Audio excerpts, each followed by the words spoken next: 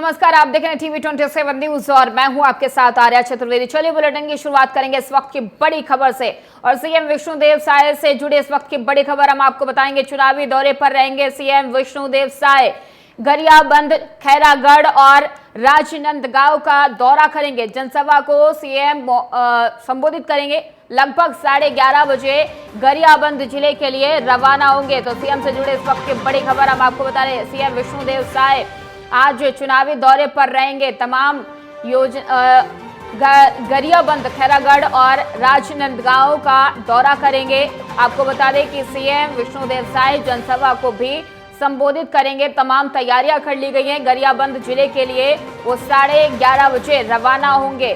सुरक्षा के चाक चौबंद इंतजाम किए गए। सीएम विष्णुदेव साय आज चुनावी दौरे पर रहेंगे और वो जनता से रूबरू होंगे। तो आपको बता दें कि तमाम तैयारियां कर ली गई हैं बीजेपी कार्यकर्ताओं की तरफ से और सुरक्षा के तमाम चाक चौबंद इंतजाम किए गए हैं। जनसभा को सीएम विष्णुदेव साय संबोधित करेंगे। जनता से रूबरू होने का सिलसिला लगातार बीजेपी के नेताओं की तरफ से जारी है और इसी कड़ी में आज सीएम विष्णुदेव साय चुनावी दौरे पर रहेंगे। गरियाबंद 11:30 बजे रवाना होंगे और यहां पर वो जनसभा को संबोधित करेंगे। गरियाबंद, खैरागढ़ और राजनांदगांव ये वो जगह हैं जहां पर सीएम विष्णुदेव साय जनता से रूबरू होंगे, जनता को संबोधित करेंगे, जनसभा को संबोधित करेंगे। तो आपको बता दें चुनाव की तारीखों का ऐलान हो चुका है। 24 का रण सजकर तैयार है और लगातार चुनावी बिगुल तमाम दिग्गज नेताओं की तरफ से फूंका जा रहा है। बीजेपी के तमाम दिग्गज नेता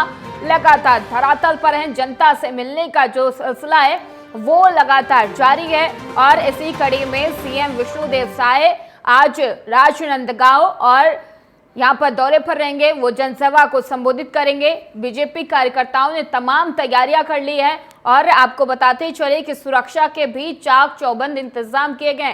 राजनांदगांव बेहद हॉट सीट बनी हुई है और इस हॉट सीट में आज सीएम विष्णुदेव साय पहुंचेंगे। यहाँ की जनता को वो साधने की कोशिश करेंगे। तो आपको बता दें कि चुनावी दौरा सीएम विष्णुदेव साय का ये बेहद खास माना जा रहा है क्योंकि गरियाबंद और खैरागढ़ और इसके साथ साथ राजनांदगांव ये वो जगह हैं, ये वो लोकसभा सीटें हैं जहां पर आज सीएम विष्णुदेव साय पहुंचेंगे, जनता को संबोधित करेंगे और जो सिलसिला है जनता से मिलने का वो लगातार बीजेपी नेताओं की तरफ से जारी है। 24 के रण को लेकर लगातार बीजेपी के कद्दावर नेता धरातल पर हैं। जनता से मिलने का जो सिलसिला है वो लगातार जारी है और आपको बताते चले कि बीजेपी के तमाम कद्दावर नेता धरातल पर उतरकर जनसभा कर रहे हैं, रैली कर रहे हैं। जनता से मिलने का जो सिलसिला है वो लगातार जारी है और आज सीएम विष्णुदेव साय 2 विधानसभा की जनता को, 2 लोकसभा की जनता को संबोधित करेंगे और यहां पर उनको साधने की कोशिश उनकी तरफ से की जाएगी। राजनांदगांव बेहद हॉट सीट बनी हुई है। यहां पर आज सीएम विष्णुदेव साय पहुंचेंगे और राजनांदगांव की जनता को, राजनांद लोकसभा सीट की जनता को साधने की कोशिश उनकी तरफ से की जाएगी। और इस खबर पर अधिक जानकारी के लिए हमारे संवाददाता हिमांशु पटेल हमारे साथ जुड़ चुके हैं। हिमांशु, आज सीएम विष्णुदेव साय का दौरा राजनांदगांव कितना अहम माना जा रहा है? हिमांशु देखिए आर्या, निश्चित तौर से जिस तरह से पूर्व मुख्यमंत्री भूपेश बघेल का लोकसभा क्षेत्र है राजनांदगांव और ऐसे में पूरे प्रदेश में जिस तरह से उन्हें अपने किए हुए कामों को लेकर जनता के बीच पहुंच रहे हैं और लोगों से वोट की अपील कर रहे हैं, तो जिस तरह से एक बड़ी चुनौती जो है भारतीय जनता पार्टी के पास भी है क्योंकि सूबे के मुखिया रहे भूपेश बघेल स्वयं दावेदार है और ऐसे में वहाँ के पूर्ववर्ती सांसद रहे विजय पांडे, वो वहाँ पर सांसद है। तो इस तरह से संतोष पांडे, तो कितना जो है कारगर होगा संतोष पांडे का काम वर्सेस भूपेश बघेल के 5 साल मुख्यमंत्री रहते हुए किए गए काम। तो इसे लेकर कैसे भारतीय जनता पार्टी के पाले पर कामयाब रखा जाए उस सीट को, इसे मुख्यमंत्री विष्णुदेव साय स्वयं आज राजनांदगांव जिले के दौरे पर रहेंगे। साथ ही वहां पर मां बमलेश्वरी के दर्शन करने के लिए डोंगरगढ़ मंदिर भी 4 बजे वहां पर मंदिर दर्शन के लिए पहुंचेंगे। उसके साथ ही चंद्रगिरी समाधि का वहां पर भी वो अवलोकन करने, दर्शन करने पहुंचेंगे डोंगरगढ़ में ही। तो अलग अलग कार्यक्रम के मुताबिक खैरागढ़ और राजनांदगांव जिले के दौरे पर मुख्यमंत्री विष्णुदेव साय रहने वाले हैं और कहीं न कहीं लोकसभा चुनाव के मद्देनजर पूरे अलग अलग लोकसभा सीटों पर जहां जहां भारतीय जनता पार्टी अपनी पैठ मजबूत कर सके ऐसे क्षेत्रों पर जाकर मुख्यमंत्री स्वयं सभा कर रहे हैं, वहां के लोगों से मुलाकात कर रहे हैं और इसी कड़ी पर आज यह दौरा है वो निर्धारित किया गया। जी बिल्कुल हिमांशु, लेकिन सवाल यहाँ पे ये खड़ा होता है, राजनांदगांव को लेकर लगातार कांग्रेस भी आगे बढ़ रही है और तमाम दावे कांग्रेस की तरफ से किए जा रहे हैं, लेकिन आज 2 विधानसभा की जनता को साधने की कोशिश सीएम विष्णुदेव के साय की तरफ से की जाएगी। ये दौरा कितना अहम माना जाए और जनता के लिए कितना अहम माना चाहिए हिमांशु? देखिए आर्या, जिस तरह से मुख्यमंत्री रहते भूपेश बघेल छुई खदान खैरागढ़ को एक नए जिले बनाने की सौगात उन्होंने दिए थे, उसके बाद कहीं न कहीं लोगों में काफी उत्साह था और उपचुनाव जब खैरागढ़ में हुआ कांग्रेस के पाले पर उपचुनाव भी आया। अब इससे मुख्यमंत्री रहे भूपेश बघेल आश्वस्त है कि उनके उस दौरान किए गए कार्यों को लेकर जनता अभी भी उन पर मुहर लगाएगी। और जिस तरह से बात कर ली जाए वर्तमान में, तो छत्तीसगढ़ में साय के सुशासन और मोदी के चेहरे पर चुनाव लड़ा जा रहा है। तो कुल मिलाकर संतोष पांडे की कार्यकाल की बात करें तो स्थानीय जो लोग हैं उनका साफ तौर पर कहना है कि उतने सक्रिय नेता नहीं रहे हैं संतोष पांडे।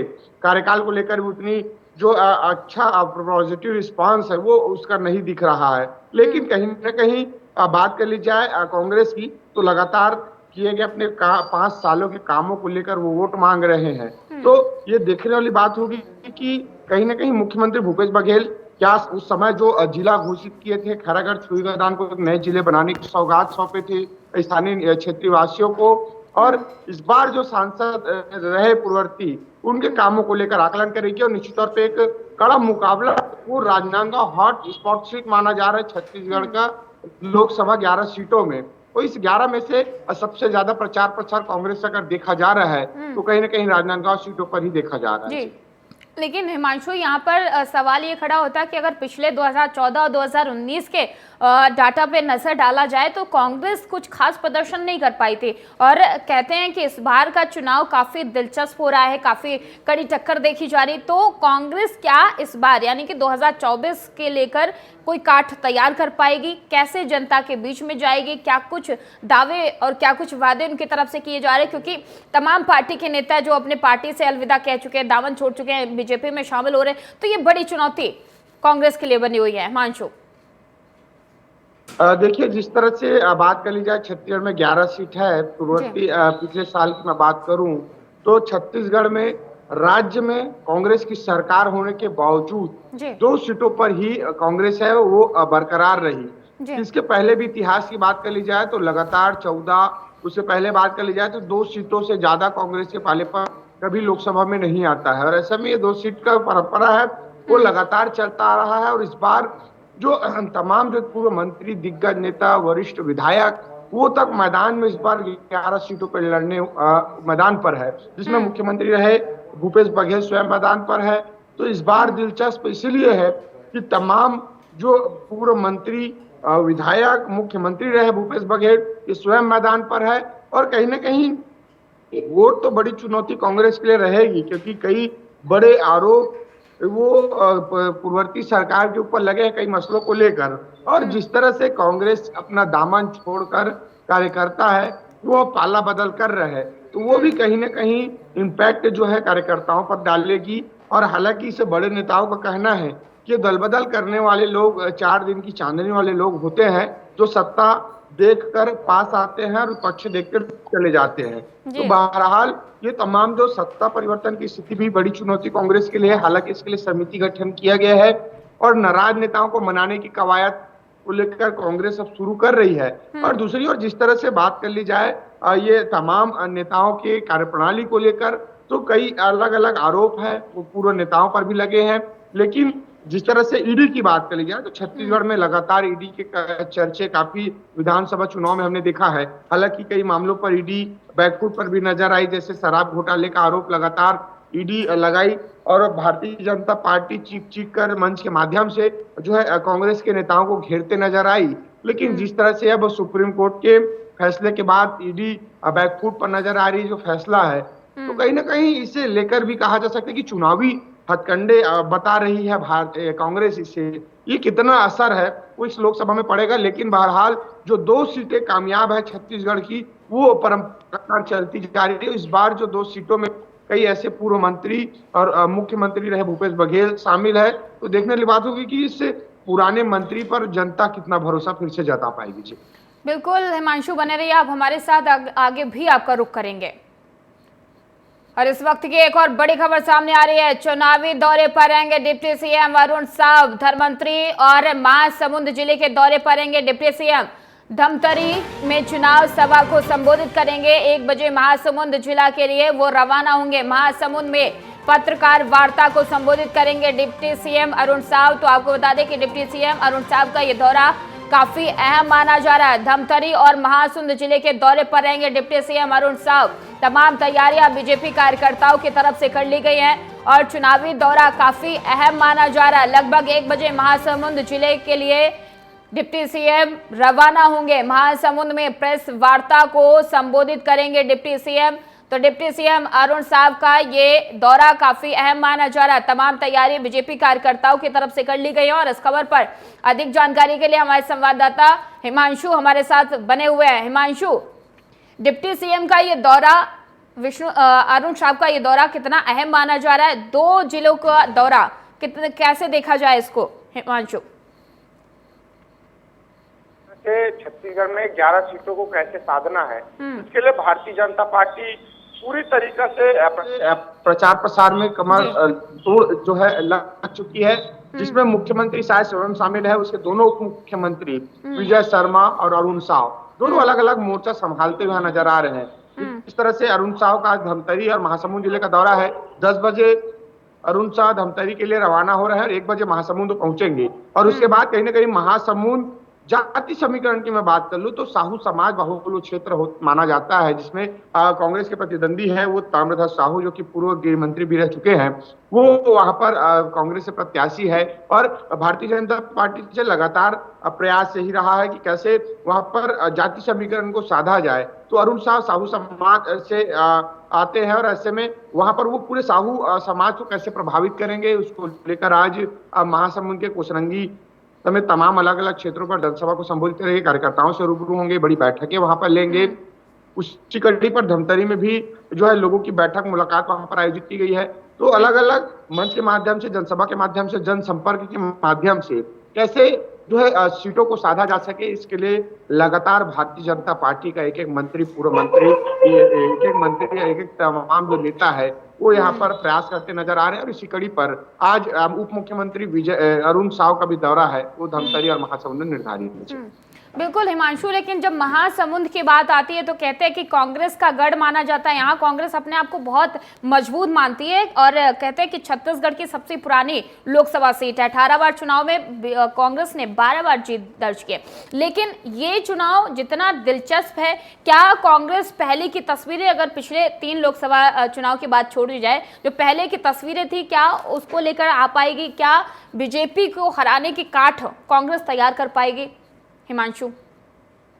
देखिए, जितना मजबूत कांग्रेस अपने आप को कई जगहों पर साध रही है, इसका वजह यह भी है कि कई लोकसभा में 4 से 5 विधानसभा आते हैं। उस लोकसभा में ज्यादातर कांग्रेस के विधायक है और उस लोकसभा में इसलिए अपने आप को मजबूत मान रहे हैं कि जैसे राजनांदगांव की बात कर ली जाए तो 8 में 5 सीट जो है कांग्रेस के वहां पर विधायक है विधानसभा में। उसी कड़ी पर विधानसभा समूह की बात कर ली जाए, महासमुंद लोकसभा में, वहां पर भी ज्यादा से ज्यादा विधायक जो है कांग्रेस के हैं। इसलिए अपने गढ़ को, अपने लोकसभा को मजबूत मान रहे हैं। लेकिन देखिए, लोकसभा और विधानसभा चुनाव में दोनों में अंतर होता है और ऐसे में जिस तरह से बात कर ली जाए किए गए कामों को लेकर जनता कितना मुहर लगाएगी, हालांकि तो समय ही बताएगा। लेकिन महासमुंद एक साहू बाहुल्य है, जाति समीकरण के आधार पर ही ताम्रध्वज साहू को वहां पर टिकट दिया गया है।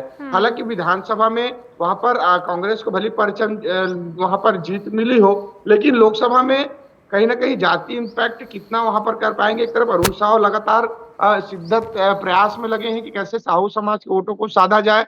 दूसरी ओर जो साहू समाज के पिछड़ा वर्ग के राष्ट्रीय नेता रहे ताम्रध्वज साहू, जो पूर्व गृह मंत्री भी रहे हैं, वो वहां से इस बार दावेदारी यानी मैदान पर है।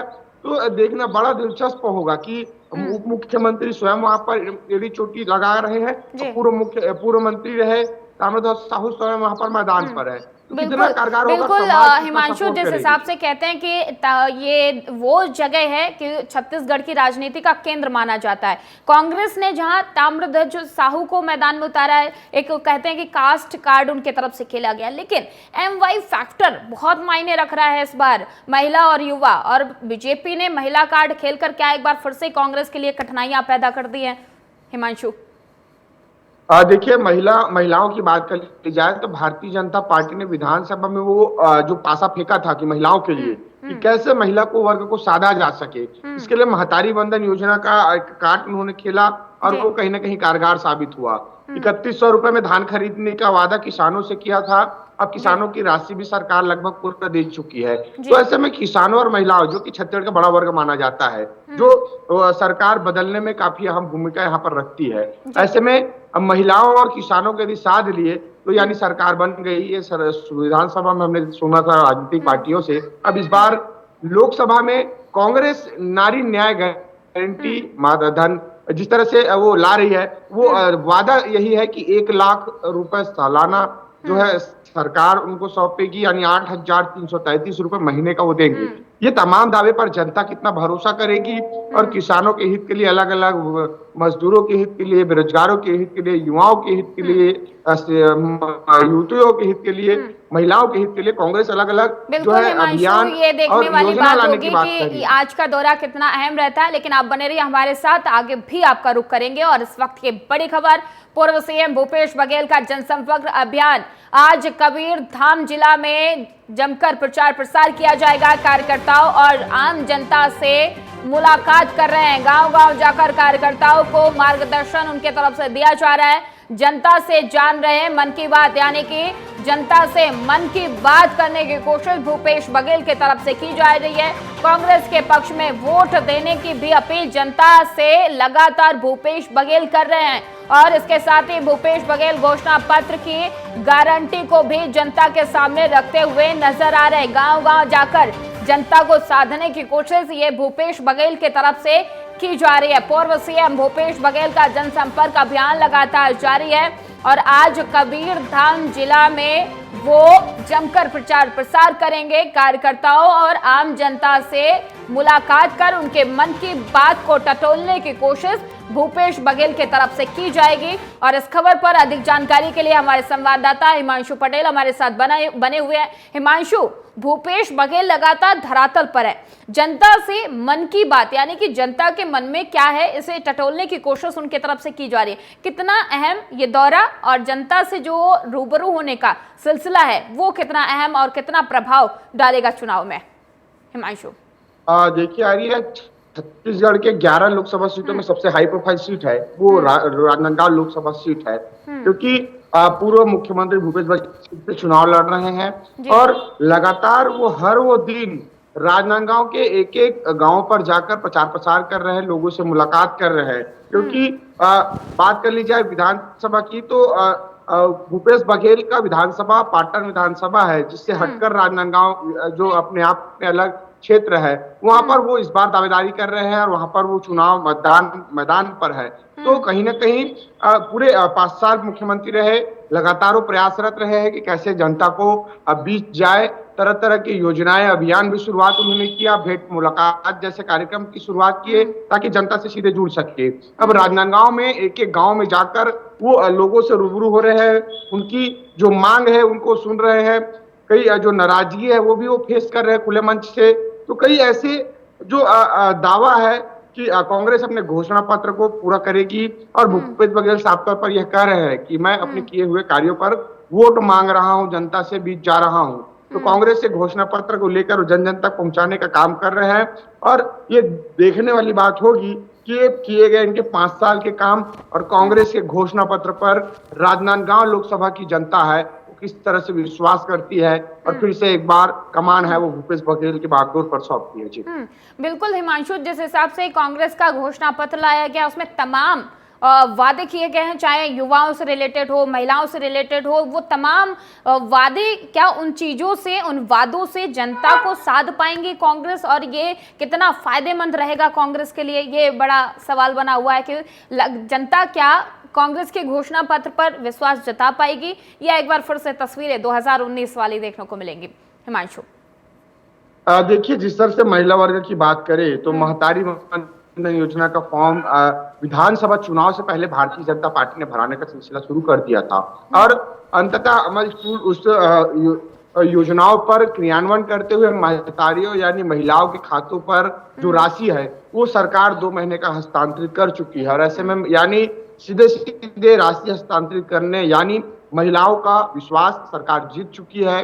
अब उसी कड़ी पर कांग्रेस के नारी न्याय योजना के तहत 8,333 रुपए महीना देने की बात जो है कही जा रही है। बाकायदा फॉर्म भी कांग्रेस के द्वारा भराया जा रहा है, लेकिन अब ये जनता ही समझेगी कि किसके जो योजना पर भरोसा है या सरकार अभी दे रही है उस पर भरोसा करेंगे, या जो सरकार बनकर देने की बात कर रही है उस पर भरोसा करेंगे। लेकिन लगातार जो बात कर ली जाए युवा वर्ग को, तो हर साल जो है जो शिक्षित जो डिग्रीधारी युवा है उसको नौकरी देने की गारंटी जो है केंद्र में सत्ता आने के बाद कांग्रेस कर रही है। महतारियों को 1 लाख रुपए सालाना देने की बात कह रही है। बेरोजगारों के साथ साथ किसानों के हित पर जो है तरह तरह के योजनाएं उसका क्रियान्वयन करने की बात कर रही है। तो लगातार जो है किसान, महिला और मजदूर तीनों वर्गों को साधने की कवायद है, ये दोनों राष्ट्रीय पार्टी करती नजर आ रही है। बिल्कुल बिल्कुल हिमांशु, और सवाल ये भी बना हुआ है कि जहां छत्तीसगढ़ में अगर चेहरे की बात की जाए तो भूपेश बघेल को आगे रखा है कांग्रेस ने, और इधर प्रधानमंत्री नरेंद्र मोदी ने खुद 24 के चुनाव की जो कमान है वो अपने हाथों में ले पाई है। यहाँ पर सवाल ये कि क्या चेहरे पर चुनाव होगा या वो तमाम वादे जो दोनों पार्टियों की तरफ से की गई है, जनता आखिरकार किस पे विश्वास जता पाएगी। और भूपेश बघेल की बात की जाए तो काफी दिन उन्हें मंच से काफी सामना करना पड़ा था, उनके कार्यकर्ता खुद उनके खिलाफ बोल रहे थे, तमाम नेता भी कांग्रेस पार्टी छोड़ रहे हैं। तो ये चुनौती को कैसे काट दे पाएगी कांग्रेस? क्या चेहरे पर चुनाव या जो घोषणा पत्र जारी किया गया उस पर चुनाव होगा? आखिरकार जनता विश्वास कांग्रेस पर कैसे जताएगी, कांग्रेस कैसे जनता में अपनी जाकर विश्वास पैदा कर पाएगी? ये बड़ा सवाल हिमांशु कांग्रेस के लिए बना हुआ है।